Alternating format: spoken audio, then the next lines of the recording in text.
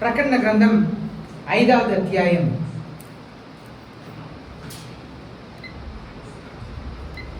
ప్రకటన గ్రంథం 5వ అధ్యాయం 1వ వచనం. నేను ఇంగ్లీష్లో చదివినప్పుడు దయచేసి తెలుగులో మీరు వెంటనే చదవలసిందిగా మనం చేస్తున్నాను.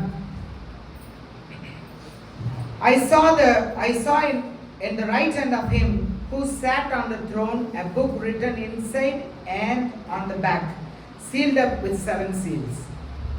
మరియు లోపటను వెలుపటను వ్రాత కలిగి 7 ముద్రలు గట్టిగా వేసి ఉన్న యొక్క గ్రంథము సింహాసనమునందు ఆసీనుడై ఉండు వాని కుడి చేత చూచితిని.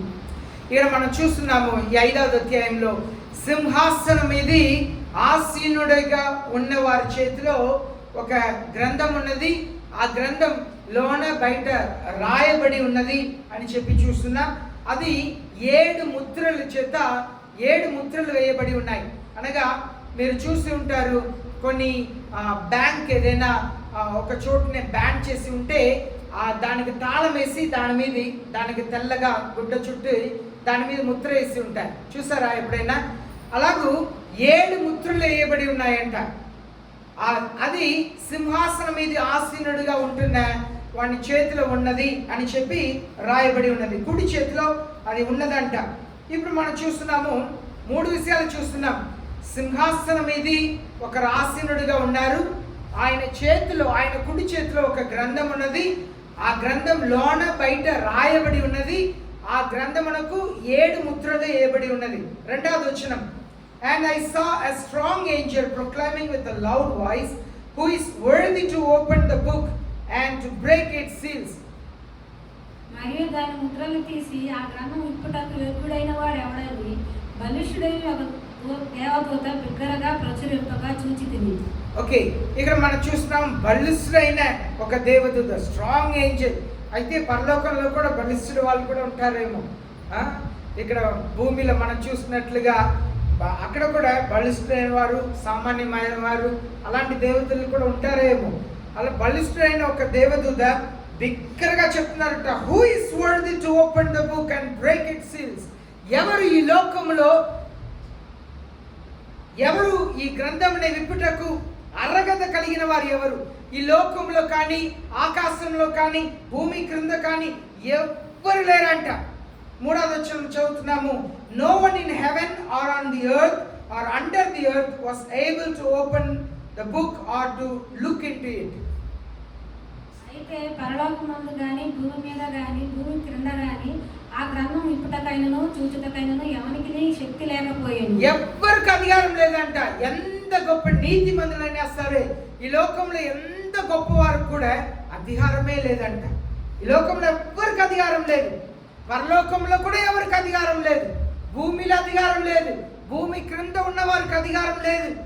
సముద్రంలో ఉన్న వారికి అధికారం, ఎవ్వరికి అధికారం లేదని చెప్పి రాయబడి ఉన్నది. అయితే 4వ వచనంలో, then I began to weep greatly because no one was found worthy to open the book or to look into it. ఆ గ్రంథం విప్పుటకైనను చూచుటకైనను ఇరువురు ఎవడనో కనబడనందున నేను బహుగా ఏడ్చుచుండగా. ఇక్కడ యోహాన్ దర్శనంలో వీటిని చూసి ఏడుస్తున్నారంట. అయ్యో, ఈ గ్రంథంని విప్పుటకు కానీ, 7 ముద్రలను విప్పుటకు కానీ, దాంట్లో ఉన్న వాటిని చదువుటకు కానీ, ఏముందని చూడటానికి ఎవ్వరికి అధికారం లేదే. అయితే ఎవరు ఈ పనిని చేయగలుగుతున్నారు అని చెప్పి ఏడవటం మొదలు పెట్టారంట. ఆ దర్శనంలో 5వ వచనం. And one of the elders said to me, stop weeping. Behold, the lion that is from the tribe of Judah, the root of David, has overcome so as to open the book and its 7 seals.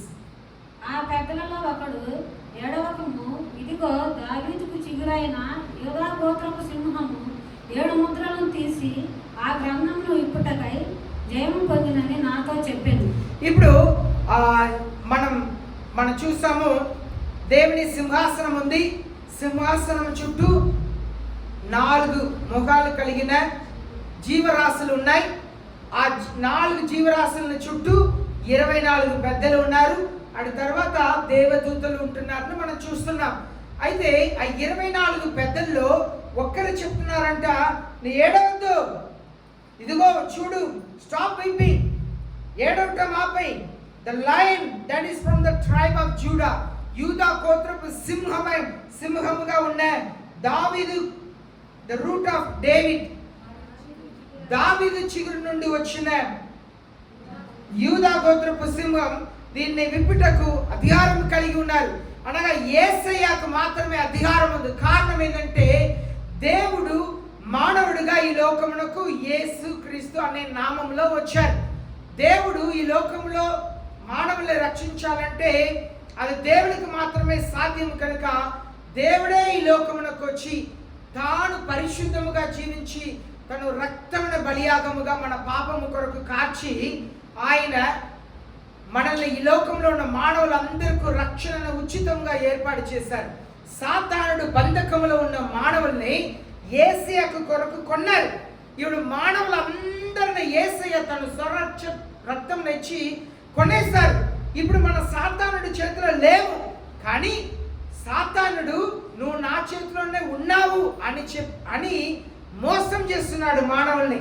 కానీ మానవులు ఈ లోకమునకు లోబడి వాళ్ళ బ్రతుకు ఎలా ఉందంటే, అవును మేము సాతానుడు ఆధిపత్యంలోనే ఉన్నామన్నట్లుగా, సాతానుడు మా మీద అధికారం కలిగి ఉన్నట్లుగా తలంచుతున్నాము. కానీ నిజముగా సాతానుడికి మన మీద ఏ అధికారం లేదు.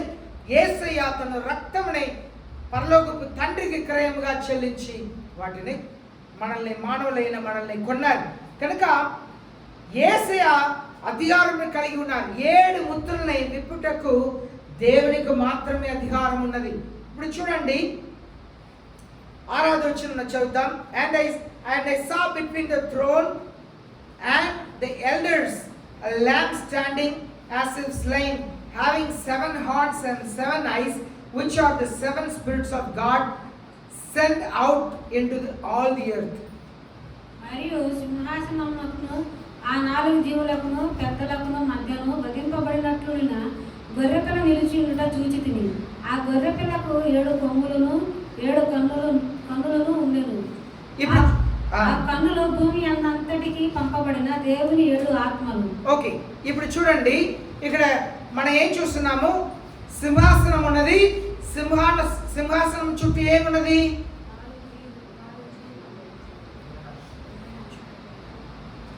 సింహాసనం ఉన్నది. సింహాసనం చుట్టూ 4 జీవరాశులు ఉన్నది. అవునా? 4 జీవరాశులు ఉన్నది. 4 జీవరాశుల ముఖం ఎలా ఉంటుంది? సింహం ముఖం, దోడి ముఖం, సింహముఖం, దోడి ముఖం, ఎద్దు ముఖం, మనుషుని ముఖం కలిగిన 4 జీవరాశులు ఉన్నది.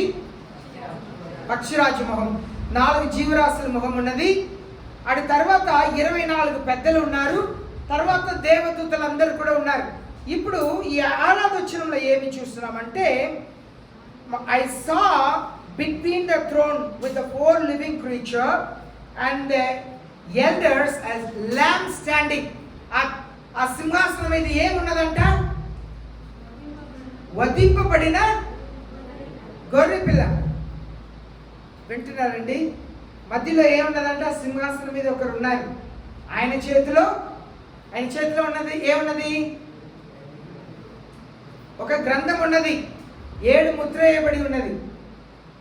జాగ్రత్తగా వినండి, అప్పుడే అర్థమైంది. ఒక సింహాసనం ఉన్నది. సింహాసనం మీద ఒకరు ఆసీనుడై ఉన్నారు. ఆయన కుడి చేతిలో ఒక గ్రంథం ఉంది. ఆ గ్రంథమునకు 7 ముద్రలు ఉన్నాయి. ఇప్పుడు ఆ సింహాసనం చుట్టూ 4 జీవరాశులు ఉన్నాయి. 4 జీవులు ఉన్నాయి. ఆ 4 జీవుల చుట్టూ 24 పెద్దలు ఉన్నారు. 24 పెద్దల తర్వాత దేవదూతలు ఉన్నారు. ఇప్పుడు మనం చూస్తున్నాము ఆ సింహాసనం మీద ఎవరు ఉన్నారంట? వధింపబడిన గొర్రె బిడ్డ ఉందంట. ఆ వధింపబడిన అక్కడ ఒక వ్యక్తి ఉన్నారు. వాళ్ళ చేతిలో గ్రంథం ఉంది. అక్కడ సింహాసనం మీద ఎవరు ఉన్నారంటే వధింపబడిన గొర్రె బిడ్డ ఉందంట. అనగా మన దేవుడు ట్రియోన్ గాడ్ ఇస్ అ ట్రియోన్ గాడ్. ఆయన తండ్రి, కుమారుడు, పరిశుద్ధాత్మ అంటాం. వారిని వేరు చేయలేము. ఇప్పుడు మీరు ఉన్నారండి, అర్థమయ్యేటట్లుగా మీకు చెప్పాలంటే త్రియేకమైన దేవుడు. ఇప్పుడు నేనున్నాను, నాకు శరీరం ఉంది, సరేనా? నాలో స్పిరిట్ అలాగే ఐ హ్యావ్ సోల్, ప్రాణం ఉంది. ఓకేనా? ఇప్పుడు ఈ 3 కలిస్తేనే నేను ఒక బ్రతికిన ఒక వ్యక్తి. అవునా? నన్ను ఏబెల్ని పిలుస్తారు. కానీ ఒకవేళ ఈ ఆత్మ కానీ ప్రాణం కానీ బయట వస్తే మరుక్షణం చనిపోతాడు. అయితే దీన్ని 3 కలిసిందే ఒక వ్యక్తి. అలాగే మీరు కూడా, ఇలాగే దేవుడు కూడా తండ్రి, కుమారుడు, పరిశుద్ధాత్మ దేవుడు ఒక్కరే. ఇప్పుడు మనం చెప్తామా? నన్ను చూసి చెప్తారా నువ్వు వేరు నీ ఆత్మ వేరు అని చెప్పగలుగుతామా? లేదు. మనం 3 కలిస్తేనే, సోల్, స్పిరిట్ అండ్ బాడీ 3 కలిస్తేనే ఒక వ్యక్తి. ఒక్కరిని కూడా వేరు చేయలేము. అర్థమవుతుందా? ఒక్కరిని కూడా వేరు చేయలేము. ఈ సోల్, స్పిరిట్, బాడీని ఒక్కటిని కూడా మనం వేరు చేయలేము. 3 కలిస్తేనే ఒక సజీవమైన వ్యక్తి. తండ్రి కుమారుడు పరిశుద్ధాత్మ దేవుడు కూడా దేవుడు. వారిని ముగ్గురిని వేరుగా మనం చేయలేము. దానికి ఆ సింహాసనం మీద ఉన్న వారి చేతిలో గ్రంథం ఉంది. ఆ గ్రంథంని విప్పుటకు అధికారం కలిగిన యేసయ్య ఉన్నారు. గొర్రెపిడ, వధించబడిన గొర్రెపిడ అక్కడ ఉందంట. గొర్రెపిడకి ఏముందంట? 7 కొమ్ములు ఉన్నాయంట. అనగా యేసయ్యకి 7 కొమ్ములు ఉన్నాయా? కొమ్ములు దేనికి సూచన అంటే అధికారములకు సూచన. అధికారములకు సూచన. ఆ కొమ్ములు అధికారంని చూపిస్తుంది. ఇప్పుడు ఈ కొమ్ములు అనగా 7 కొమ్ములు అనగా 7 అనగా దాన్ని పరిపూర్ణమైన సంఖ్య అంటారు. 7 అనగా పరిపూర్ణమైన సంఖ్య అంటారు. అది పరిపూర్ణమైన అధికారంని చూపిస్తుంది. అర్థమవుతుందా? 7 కొమ్ములంటే అధికారం, 7 అనేది పరిపూర్ణత, పరిపూర్ణమైన అధికారంని కలిగిన యేసయ్య. అనగా ఇక్కడ 7 కళ్ళు అని చెప్పబడి ఉంది. 7 కళ్ళు అనగా 7 ఆత్మల గురించి చెప్పబడి ఉంది. మనం చదువుం కదా, యేసయ్య రాసిన 11వ అధ్యాయంలో 7 ఆత్మల గురించి మనం చదువుతున్నాం. ఆ 7 ఆత్మలు భూమి మీద సంచరిస్తుంది అని చెప్పి మనం చూస్తున్నాం. ఎందుకు సంచరిస్తుంది? ఎవరు కూడా దేవుడు అన్యాయముగా తీర్పు తీరుస్తున్నారనియో న్యాయముగా చేయట్లేదని ఎవరు చెప్పలేరు. ఇక్కడ చూడండి ఏమని చూస్తున్నాం. యెషయా 11వ అధ్యాయం 2వ వచనం 3వ వచనంలో the spirit of the Lord, the spirit of wisdom, spirit of understanding, spirit of counsel, spirit of strength, spirit of knowledge, spirit of the fear of the Lord. మొదటిగా the spirit of the Lord, దేవుని యొక్క ఆత్మ. రెండవది జ్ఞానం అనే ఆత్మ. మూడవది understanding, తెలివి అనే ఆత్మ. తర్వాత కౌన్సిల్, ఆలోచన అనే ఆత్మ. బలం అనే ఆత్మ, శక్తి అనే ఆత్మ. ఆరవదిగా స్పిరిట్ ఆఫ్ నాలెడ్జ్, దాన్ని తెలుగులో ఏమంటారు? తెలివి అనే ఆత్మ. తర్వాత ఫియర్ ఆఫ్ ద లార్డ్, దేవుని భయం అనే ఆత్మ. ఇది 7 ఆత్మలు అనగా 7 కళ్ళు అనగా వీటితోనే దేవుడు చూస్తున్నారు. దేవుడు ఎలా చూస్తున్నారు? ఆయన ఆత్మతో. జాగ్రత్తగా వినండి. 7 కళ్ళు, 7 ఆత్మలు, 7 కళ్ళు అంటే దేవుడు తన ఆత్మతోనే చూస్తున్నారు. అనగా మనుషుల కళ్ళుతో చూడట్లే. దేవుడు ఎలా చూస్తున్నారు? మనుషుల కళ్ళుతో చూడట్లే, ఆయన కళ్ళుతో చూస్తున్నారు. రెండవది ఆయన జ్ఞానముతో చూస్తున్నారు. అనగా మనుషులకు పరిస్థితి తెలియదు, ఒకరి పరిస్థితి తెలియదు. అవునా? నేను వస్తున్నాను సేవకునిగా, మేరమ్మా మీ బాబు ప్రార్థనకి రాలేదు కదా అని చెప్పి చేస్తున్నాను. నేను ఒక మానవుడిగా మాత్రమే చూస్తున్నాను, ఒక మానవుడిగా మాత్రమే ఆలోచన చేస్తున్నాను. కానీ దేవుడు చూస్తున్నారు. దేవుడు చూస్తున్నప్పుడు ఎలా చూస్తున్నారు? ఓకే, మేరమ్మ కొడుకు రాలేదు, ఎందుకంటే వాడు తల్లి మాట వినట్లేదు, వాడి పరిస్థితి బాగలేదు. చిన్నప్పుడు మాట వినేవాడు, ఇప్పుడు తను స్వయంగా సంపాదిస్తున్నాడు, స్వయంగా నిర్ణయం తీసుకున్నాడు, తల్లి మాటకు లోబట్టలేదు. కనుక తల్లిగా మేరమ్మ పిలుస్తుంది. ఆయన ఇది దేవుడు ఆయన జ్ఞానంతో చూస్తున్నారు. నేను అంతే చూస్తున్నా, ఏంటి చెప్పి తీసుకురావట్లేదా? ఎందుకంటే నేను ఒక మానవుడికి దేవుడికి చాలా వ్యత్యాసం ఉన్నది. దేవుడు తన జ్ఞానంతో చూస్తున్నారంట. ముందు దేవుని ఆత్మతో మనల్ని అందరినీ చూస్తున్నారు, దేవుని ఆత్మతో. రెండవది దేవుని జ్ఞానంతో మన అందరినీ చూస్తున్నారు. మూడవదిగా దేవుని ఆలోచనతో చూస్తున్నారు. దేవుని ఆలోచన ఎలా ఉంటుందంటే, ఓకే నా కుమార్తె ఇంత ప్రయాసపడుతుంది కనుక నా కుమార్తెని నేను బలపరుస్తాను, నా కుమార్తెని నేను ఆశీర్వదిస్తాను, నన్ను గౌరవించి ఆమెకి ఎన్ని సమస్యలు ఉన్నా, భర్త దగ్గర నుండి సమస్య ఉన్నా, ఇంట్లో ఎన్ని పనులు ఉన్నా, శరీరం అలసిపోయి ఉన్నా నా సన్నిధికి వచ్చింది కనుక నేను దైవ జ్ఞానాన్ని నేను బోధిస్తాను. దేవుడు తను ఆలోచనతో చూస్తున్నారు. రెండవది అండర్స్టాండింగ్, స్పిరిట్ ఆఫ్ అండర్స్టాండింగ్ అంటే దేవుడు ఆమెకున్న పరిస్థితిని చూస్తున్నారు. ఓకే ఆ పరిస్థితి ఇలా ఉన్నది కనుక నేను నింద మోపను, నేను తప్పు మోపను. దేవుడు అండర్స్టాండింగ్, అర్థం చేసుకునే ఆత్మతో దేవుడు చూస్తున్నారంట. తర్వాత ద స్పిరిట్ ఆఫ్ స్ట్రెంగ్త్, దేవుని బలం అనే ఆత్మ. దేవుడు తన అధికారంతో దాన్ని నిశ్చయిస్తున్నారు. ఓకే ఈమె మీద, తల్లి మీద ఏ పొరపాటు లేదు. ఎప్పుడు తల్లి మీద పొరపాటు వచ్చింది? కుమారుడిని బలవంతపరచకపోతే, ఈరోజు పని సాయంత్రానికల్లా పనిని ముగించుకో, అందరికీ చెప్పేయి, ఈ 2 రోజులు నేను 6 గంటల తర్వాత ఎవరికి నీళ్లు పోయాను, ఎందుకంటే నేను చర్చికి వెళ్ళాలని చెప్పేయి. ఈ తల్లి మోకరించి కుమారుని కొరకు ప్రార్థన చేసిందా? దేవుడు తను బలముతో చూస్తున్నాడు. మనం తప్పించుకోలేదు. దేవుడు తన ఆత్మతోనే, నేను ఒక ఉదాహరణగా చెప్తున్నాను, సరేనా? మీకు అర్థమయ్యేటట్లుగా ఒక పరిస్థితిలో నేను ఏ పరిస్థితిని తీసుకుంటున్నాను?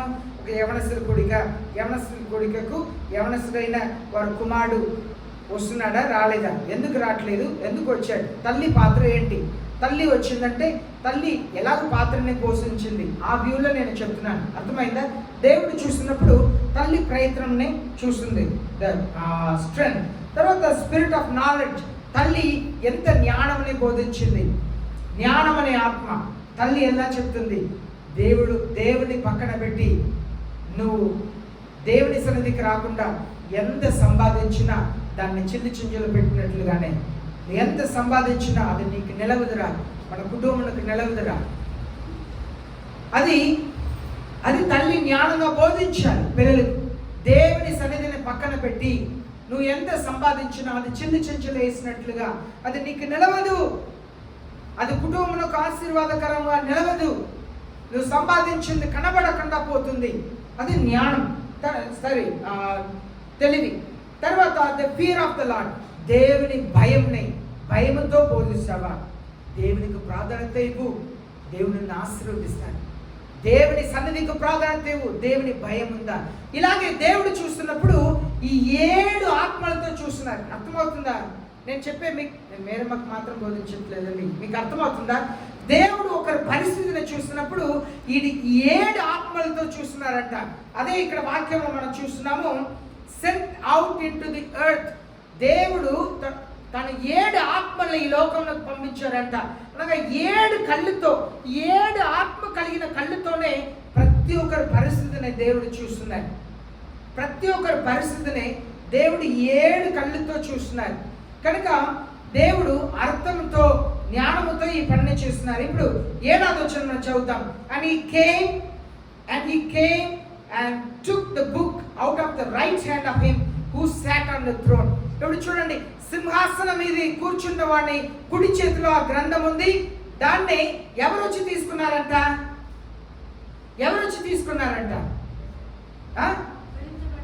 వధించబడిన గొర్రెపిట్ట. వధించబడిన గొర్రెపిట్ట ఎక్కడ ఉన్నారు? కన్ఫ్యూజన్ కాదు కదా? సింహాసనం మీద కూర్చునే వారి కుడి చేతిలో గ్రంథం ఉన్నది. వధించబడిన గొర్రెపిట్ట ఎక్కడ ఉన్నారండి? బైబిల్ చదివి వినిపించిన ఆవిడ మౌనం అయిపోయారు. అనుమానం వచ్చేసింది, ఏం చదువు నేను చదివింది కరెక్టా లేదని. సింహాసనం మీద కూర్చున్న వారి కుడి చేతిలో గ్రంథం ఉంది. వధించబడిన గొర్రెపిట్ట ఎక్కడ ఉన్నారు? సింహాసనం మీదే ఉన్నారు. ఆయన కుడి చేతిలో, సింహాసనం మీద ఉన్న వారు కుడి చేతిలో ఉన్న గ్రంథంని తీసుకున్నారంట. అనగా దేవుడే రాయించారు, దేవుడే నిర్ణయించారు. ఆ ముద్రని తెరవటానికి దేవుడు తప్ప మానవులు ఎవ్వరికి అధికారం లేదు. అర్థమైందా? దేవుడే రాయించారు, దేవుడే ముద్ర వేశారు. దాన్ని తెరచుటకు దేవుడు తప్ప వేరే ఎవ్వరికి అధికారం లేదు. దానికి అర్థం ఏంటంటే దేవుని సంగతులు దేవునికి తప్ప ఏ మానవుడికి తెలియదు. దేవుని సంగతులు దేవునికి తప్ప ఏ మానవుడికి తెలియదు. అదే ఇక్కడ మనం చదివాం కదా 3వ వచనంలో, నో వన్ ఇన్ హెవెన్, పరలోకంలో కూడా ఎవ్వరికి తెలియదంట. పరలోకంలో దేవుని సింహాసనం చుట్టూ ఎవరున్నారు? 4 జీవులు. ఆ 4 జీవులకు తెలియదంట. ఆ 4 జీవుల గురించి మనం 4వ అధ్యాయంలో ఏమని చదివాము? 4 జీవులు ఎలా ఉంటుందంట? చుట్టూ జాగ్రత్త చెప్పండి. ఆ 4 జీవులకి ఎలా ఉంటుందంట? శరీరం అంతా కళ్ళులు ఉంటుందంట. శరీరం అంతా కళ్ళులు ఉన్నా సింహాసనం మీద ఉన్న దేవుడు నిర్ణయించేది, చేసే పని ఎవరికి తెలీదు? ఎవరికి తెలియదండి? 4 జీవులకు తెలీదు. శరీరం అంతా చుట్టూ కళ్ళులే అయినప్పటికీ కూడా సింహాసనం మీద ఉన్న దేవుని నిర్ణయం తెలీదు వాళ్ళకి. ఆ 24 పెద్దలు సదా దేవునే చూస్తున్నారు, తెలీదు వాళ్ళకు. దేవుడు ఆయన జ్ఞానముతో, ఆయన శక్తితో ఈ కార్యములను చేస్తున్నారు. ఇప్పుడు 8వ వచనం, when he had taken the book, the 4 living creatures and the 24 elders fell down before the Lamb, each one holding a harp, golden bowls full of incense, which are the prayers of the saints. చదవండి 8వ వచనం. ఆయన దానిని తీసుకున్నప్పుడు ఆ 4 జీవులను, వీణలను, ధూప ద్రవ్యములతో నిండిన సువర్ణ పాత్రలను పట్టుకొని ఉన్న ఆ 24 పెద్దలను ఆ గొర్రెపిల్ల ఎదుట సాగిలపడిరి. ఆ పాత్రలు పరిశుద్ధుల ప్రార్థనలు. ఇక్కడ చూడండి, మనం చూస్తున్నాము ఆ సింహాసనం చుట్టూ ఎవరున్నారు? ఎవరున్నారండి? 4 జీవులు. ఆ 4 జీవుల చుట్టూ ఎవరున్నారు? 24 పెద్దలు. వారందరూ కూడా ఒక్క చేతిలో వాయిద్యం, వీణలు పట్టుకుంటున్నారంట. ఇంకా ఒక చేతిలో ధూప ద్రవ్యం ఉందంట. ఆ ధూప ద్రవ్యం ఎవరు? ఆ ధూప ద్రవ్యం ఏంటి? ధూప ద్రవ్యం ఏంటి? చదివారు కదండి, బిగ్గరగా చెప్పండి. ధూప ద్రవ్యం ఏంటి? పరిశుద్ధుల ప్రార్థన. మరి మీరు ప్రార్థన చేస్తారా ఈరోజు? ఎప్పుడు ప్రార్థన చేస్తున్నారు? పరిశుద్ధుల ప్రార్థన అంతా కూడా ఆ 4 జీవుల చేతిలోను 24 పెద్దల చేతిలోనూ ఉన్నదంట. మీరు నేను చేసే ప్రార్థన ఎన్నడూ వృధాగా పోదండి.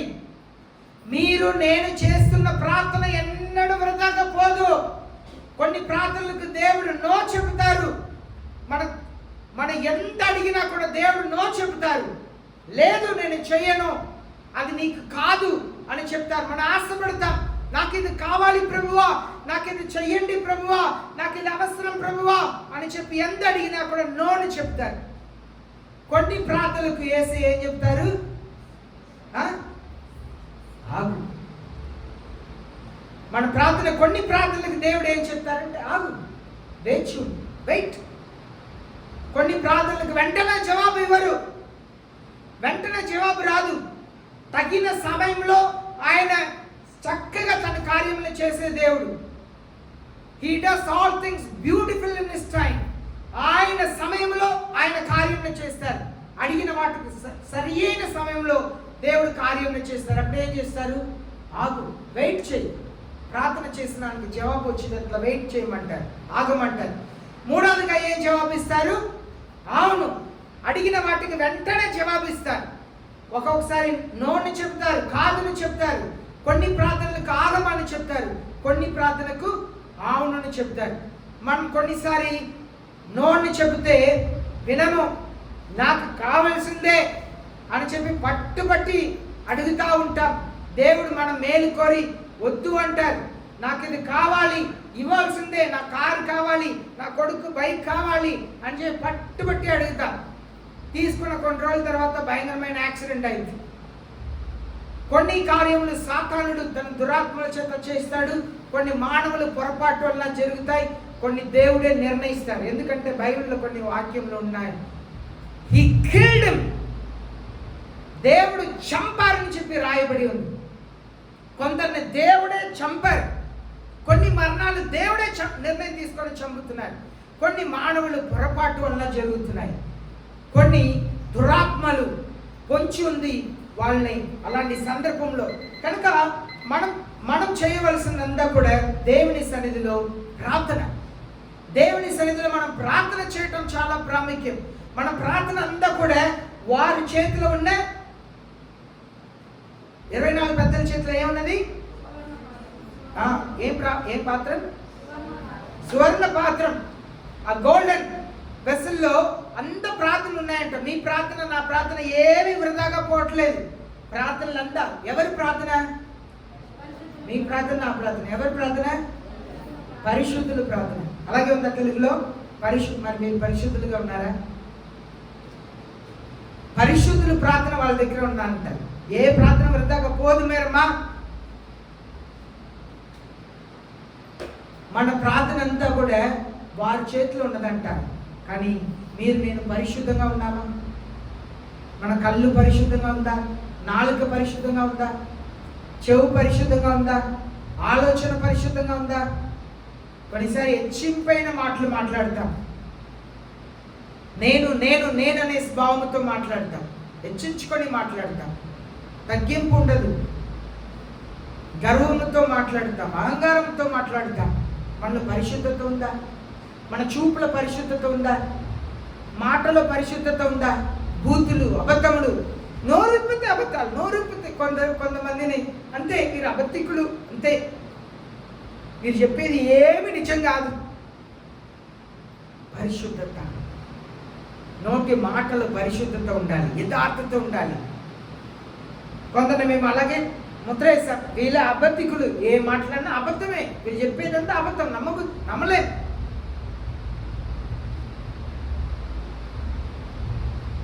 కానీ దేవుని పిల్లలుగా ప్రేమించాలి కదా, దేవుని పిల్లలుగా ప్రేమించాలి,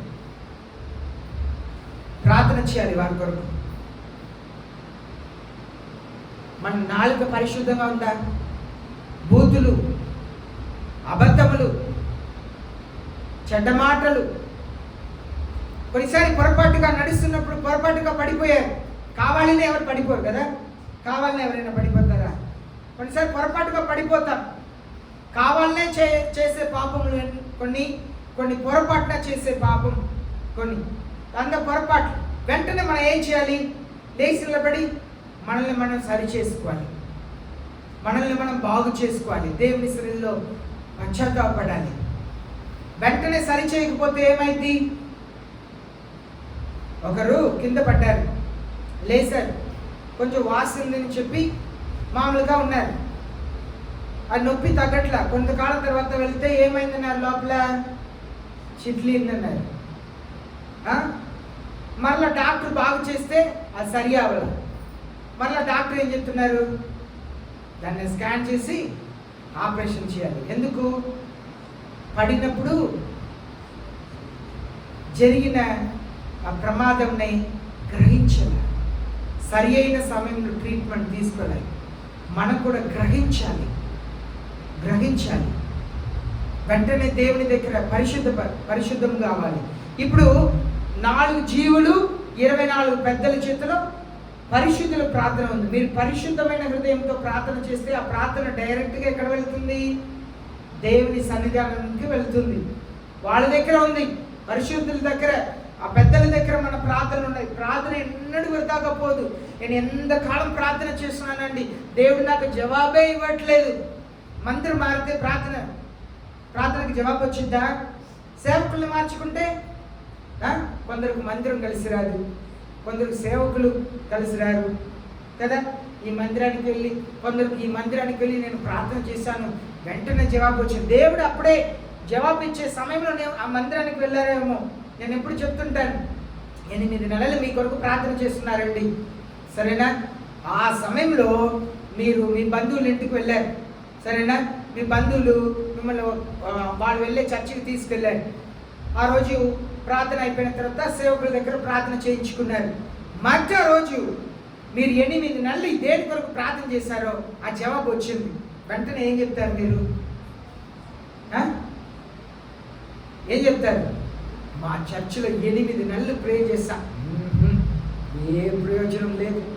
మా పాస్టర్ గారు 8 నెలలు ప్రార్థన చేస్తున్నారు, ఏం జరగల. ఒక్కసారి ఈ చర్చికి వచ్చా, ఈ పాస్టర్ గారు ప్రార్థన చేశారు, వెంటనే జవాబు వచ్చింది. అవునా కదా? ఈనాడు మనసులో అలాగే ఉన్నారు. ఎందుకు? వివేచన వరం లేదు, వివేచన లేదు. ఆ సేవకుడు దేవునికి అయిష్టమైన పనులు చేసి వచ్చి అక్కడ నిలబడి ఉండవచ్చు, గుండెలో పరిశుద్ధత లేక, జీవితంలో పరిశుద్ధత లేక అక్కడ నిలబడి ఉండవచ్చు. నువ్వు వచ్చావు, నీ కొరకు ప్రార్థన చేసి ఉండవచ్చు, రేపు నెక్స్ట్ డే నీకు జవాబు ఉండవచ్చు. కానీ నువ్వేం నమ్ముతావు?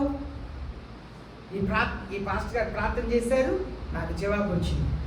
అక్కడ 8 నెలలు ప్రార్థన చేశారు మా చర్చిలో, వారం మా పాస్టర్ గారి దగ్గర ప్రార్థన చేయించుకున్నా ఏం జరగల. ఇది మానవుల అండర్స్టాండింగ్. అర్థమవుతుందా? మానవులకు తెలిసిన తెలివి ఇంతే. దేవుని 7 ఆత్మలతో ఆలోచన చేస్తేనే ఆయన పరిశుద్ధుడా, ఆయన ప్రార్థన పడేనా, ఆయన దేవునికి ఘనతనిచ్చేవాడా, నీతిగా న్యాయంగా నడుచుకునేవాడా, దేవునితో ఆయనకి ఎంత అనుబంధం ఉంది, దేవుని ఎంతగా ప్రేమించే సేవకుడు, ఆయన ప్రార్థన చేస్తేనే జవాబు వచ్చిందా, లేదు ఇది దేవుని సమయము కనుక దేవుని నాకు జవాబు వచ్చిందా అని ఆ వివేచన వరం ఉంటుంది. లేకపోతే ఈనాడు ఉన్న వాళ్ళందరూ అంతే. మనం ఎలా ప్రార్థన చేస్తాం? మా చర్చికి రా, నీకు మేలు జరిగింది. మా చర్చికి రా, 5 వారాలు రా, 7 వారాలు రా, 7 నెలలు రా, జవాబు వచ్చింది. అది కాదండి. దేవుడు కొన్ని ప్రార్థనకు నోని చెప్పేస్తారు, ఇవ్వను, అది కుదరదు, అది నీకు మేలు కాదు, నీకు మంచిది కాదు అంటారు. కొన్ని ప్రార్థనకు ఆగమంటారు. నా సమయం వచ్చినప్పుడు అడిగావు కదా, నా సమయం వచ్చినప్పుడు ఇస్తానంటారు. కొన్ని ప్రార్థనలు అడిగిన వెంటనే ఎస్, నువ్వు అడగాలనే నేను వేచి ఉన్నా, ఇదిగో జవాబుని పొందుకో అని వెంటనే ఇస్తారు. మనకు అర్థం చేసుకునే మనసు ఉండాలి. కనుక ఎలాంటి హృదయంతో మీరు ప్రార్థన చేస్తే వారి చేతిలో ఉంటుంది? పరిశుద్ధంగా. పరిశుద్ధులు ప్రార్థన అంటే జీవితం పరిశుద్ధంగా ఉండాలి, చేసే పనులు పరిశుద్ధంగా ఉండాలి, సంభాషణ పరిశుద్ధంగా ఉండాలి, ప్రేమ పరిశుద్ధంగా ఉండాలి. చెత్త ప్రేమ ఉండకూడదు, నయవంచకమైన ప్రేమ ఉండకూడదు, మాయమాలమైన ప్రేమ ఉండకూడదు. కొందరు నటిస్తారు, సంఘం లేసి ఆత్మీయ తల్లిదండ్రులకు వందనాలు అంటారు. ఏదైనా ఒక గట్టిగా ఒక మాట చెబితే నేను ఇంకా రాను ఈ చర్చికి, వీడు నా సేవకుడే కాదు అని చెప్పి ఇంకా ఒక చర్చిలో కూర్చొని మా ఆత్మీయ తల్లిదండ్రులు అక్కడ చెప్పుకుంటారు. ఎంత మోసకరమైన ప్రేమ, వేషధారి అయిన ప్రేమ. వేషధారులు వాళ్ళు ప్రేమ వేషంగానే ఉండిద్ది, నిజమైన ప్రేమ కాదు. ప్రేమ పరిశుద్ధంగా ఉండాలి, ప్రేమ నిష్కపటంగా ఉండాలి, ప్రేమ ధారాళమైన దాతృత్వమైన మనసు కలిగి ఉండాలి. అప్పుడే మనం పరిశుద్ధంగా ఉండాలి. సహవాసం పరిశుద్ధంగా ఉండాలి. చర్చిలో కూర్చుంటాం, బైబిల్ పట్టుకొని వస్తాం, కనికరం ఉండదు, జాలి ఉండదు, దయ ఉండదు. దేవుని సన్నిధిలో పశ్చాత్తాపడాలి. ఇప్పుడు 24 పెద్దలు ఏం చేశారంట అండి? చదివారు కదా. ఇప్పుడు ఏం చేశారు? 24 పెద్దలు, 4 జీవులు ఏం చేశారు? సాగిలపడ్డారంట. ఏం చేశారంట? సాగిలపడ్డారంట. సింహాసనం చుట్టూ పరిశుద్ధులు ప్రార్థనని చేతులు పట్టుకొని అలా సాగిలపడ్డారంట. పరిశుద్ధులు ప్రార్థన. ఇక్కడ ఒక మాట రాయబడి ఉంది, bowls full of incense. Incense ఎలా ఉండిద్ది? ఇన్సెన్స్ ఎలా ఉండిద్దండి? ఇన్సెన్స్ అంటే ఏమంటారు? కొవ్వొత్తులు, ధూపం ఎలా ఉండిద్ది? అదే ఆ వాసన ఎలా ఉండిద్ది? ధూపం వేసిన బయట వెళ్ళిపో అంటారా? ఎలా ఉండిద్ది? సువాసనగా ఉండిద్ది కదా. మన ప్రార్థన దేవుని సన్నిధిలో అలా ఉండాలి. కొన్నిసారి కొందరు లేచి నిలబడి ప్రార్థన చేయమంటే ఇదే మంచి అవకాశం వాక్యం చెప్తారు. ప్రార్థనలోనే వాక్యం చెప్తుంటారు, ప్రార్థనలోనే ఇతరుల గురించి చెప్తుంటారు, మాట్లాడుతుంటారు. ప్రార్థన ధూపములా ఉండాలి, సువాసనగా, దేవుడు అంగీకరించేటట్లుగా. మంచి స్ప్రే కట్టుకొని వస్తే ఎలా ఉండిద్ది? ఆ సువాసన చాలా బాగుంటుంది కదా. మన ప్రార్థన దేవుడు ఇష్టపడాలి, అలాంటి ప్రార్థనతో మన కొరకు 4 జీవులు, 24 పెద్దలు చుట్టూ దేవదూతలు అందరూ కూడా ఏం చేస్తున్నారు? దేవుని ఎదుట సాగిలపడుతున్నారు. మనం దేవుని ఎదుట సాగిల పెడుతున్నామా? మోకాల మీద నిలబడమన్నా కూడా నిలబడట్లేదు. మోకాల మీద నిలబడమన్నా నిలబడట్లేదు. వాళ్ళు సాగిల పడుతున్నారంట ప్రార్థనని పట్టుకొని. ఎవరి కొరకండి? ఎవరి కొరకు సాగిల పడుతున్నారు అంటే? ఎవరి కొరకు సాగిల పడుతున్నారు? వాళ్ళ చేతిలో ఏముంది? పరిశుద్ధుల ప్రార్థన. ఇప్పుడు ఎవరి కొరకు సాగిల పడుతున్నారు?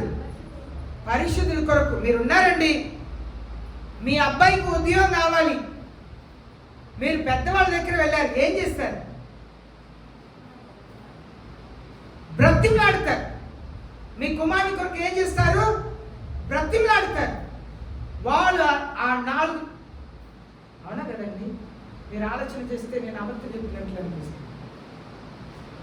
బ్రతిమలాడతారు. పెద్దవాళ్ళ దగ్గర వెళ్ళి కుమారుని కొరకు బ్రతిమలాడతారు. పరిశుద్ధులు ప్రార్థనని చేతులు పట్టుకొని మన కొరకు, మీ కొరకు, నా కొరకు సాగిల పెడుతున్నారు. అయ్యా, ఈ పరిశుద్ధుల ప్రార్థనకు జవాబు ఇవ్వండి ప్రభువా, ఈ పరిశుద్ధుల ప్రార్థన కొరకు జవాబు ఇవ్వండి. ఒక తల్లి వచ్చింది యేసయ్య దగ్గర, వాళ్ళ కుమార్తె కొరకు బ్రతిమలాడుతుంది. యేసయ్య ఏం చెప్పట్లేదంట, చెవులు వినబడినట్లుగా వెళుతున్నారు యేసయ్య. ఆ శిశువుని చూసి యేసయ్యనే, ఆమెకు ఏదైనా జవాబు ఇవ్వండి అంటున్నారు. ఆమె బ్రతిమలాడుతుంది, జవాబు ఇవ్వండి. యేసయ్య ఇంటి లోపల వెళ్ళి కూర్చున్నారు. ఆమె ఇంటి లోపల వచ్చేసింది, వచ్చి అడుగుతా ఉంది, నా కుమార్తె దెయ్యం బట్టి బాధపడుతుంది అయ్యా, ఆమెను బాగు చేయండి. యేసయ్య చెప్తున్నారు, పిల్లలు రొట్టెను తీసి కుక్కలకు వేస్తే ఎలా ఉంటుందో. ఆమె చెప్తుంది, అయ్యా, పిల్లలు తింటప్పుడు కింద పడే ముక్కల్ని కుక్కలు తింటాయి కదా. ఆ యేసయ్య ఏం చెప్పారు వెంటనే ఆమెకు? అమ్మా, నీ విశ్వాసం గొప్పది, వెళ్ళు, నీ కుమార్తె స్వస్థ పొందింది, నీ విశ్వాసం గొప్పది.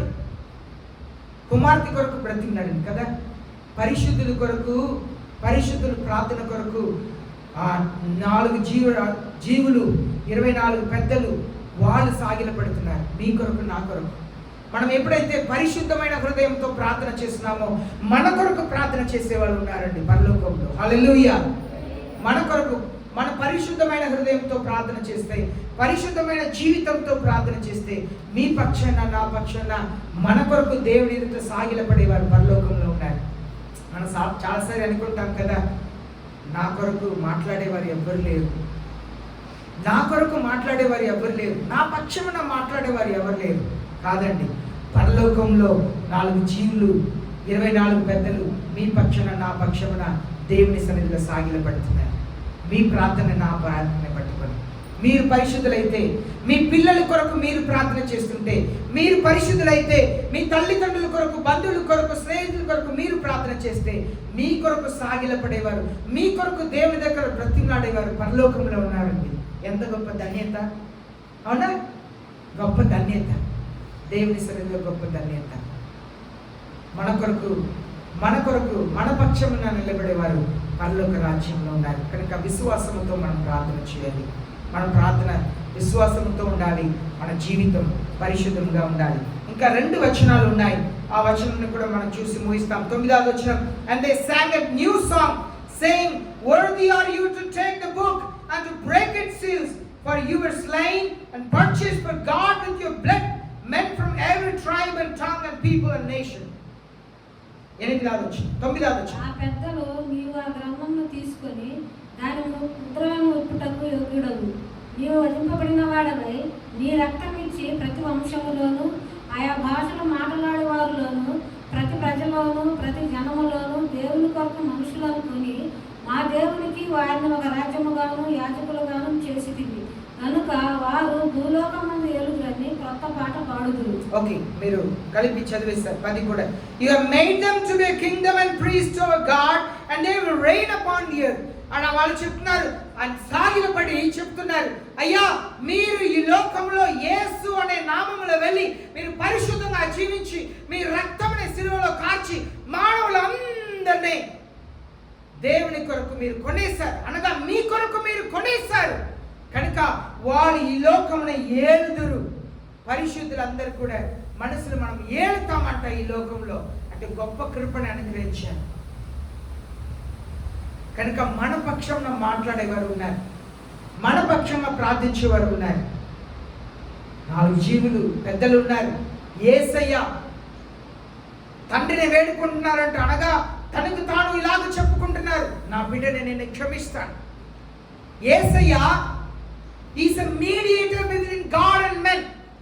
దేవునికి మానవులకు మధ్యలో మధ్యవర్తిగా ఉన్నారంట. ఇప్పుడు దేవుడు ఎవరు, యేసయ్య ఎవరు?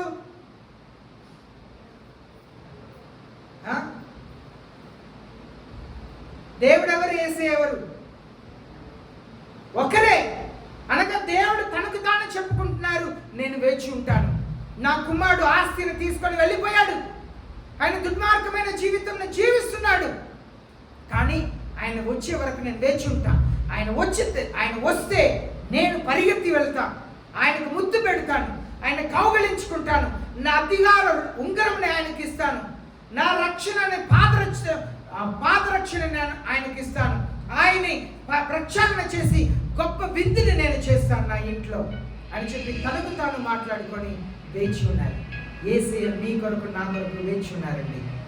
మనం యేసయ్య దగ్గర వచ్చి, నన్ను ప్రక్షాళన చేయండి, నా పాపములను క్షమించండి, నేను పరిశుద్ధునిగా ఉండాలని ఆశపడుతున్నాను, నా ప్రార్థన ఏది వృధా పోదని నమ్ముచున్నాను, నా పక్షం ఈ లోకంలో ఎవరు లేరు, కానీ నా పక్షం నా పరలోకంలో ఉన్నారని నేను నమ్ముచున్నాను.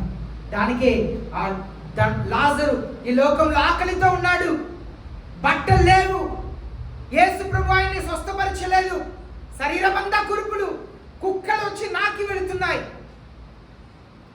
ఇల్లు లేదు, రోడ్డు మీద పడి ఉన్నాడు. కానీ ఈ లోకంలో ఆయన కొరకు ఎవరు లేరు, లాజరు కొరకు. ఆయన చనిపోయిన తర్వాత లాజరు మాట్లాడా? లాజరు పక్షమున అబ్రహాం మాట్లాడారా? లాజరు మాట్లాడారా? లాజరు పక్షమున అబ్రహాం మాట్లాడారా? అబ్రహాం మాట్లాడారు.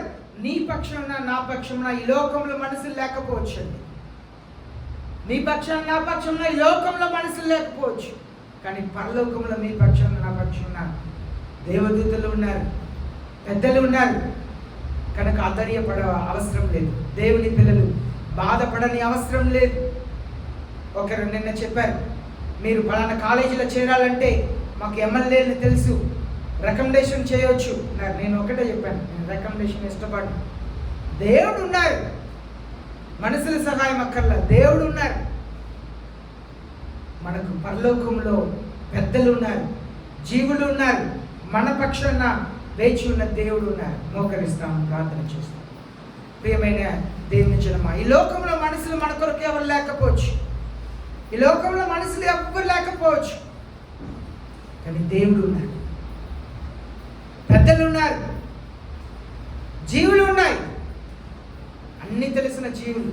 ఆ జీవులు ఈ లోకంని సంచరిస్తుంది మనం చూసాం. దేవుని సన్నిధిలో ఆ జీవులు 2 రెక్కలతో కళ్ళుని కప్పుకొని, 2 రెక్కలతో కాళ్ళని కప్పుకొని, 2 రెక్కలతో ఎగురుతా దేవుని సన్నిధిలో ఉన్నవారు, లోకమంతా సంచారించేవారు, శరీరమంతా కళ్ళుతో ఉన్నవారు.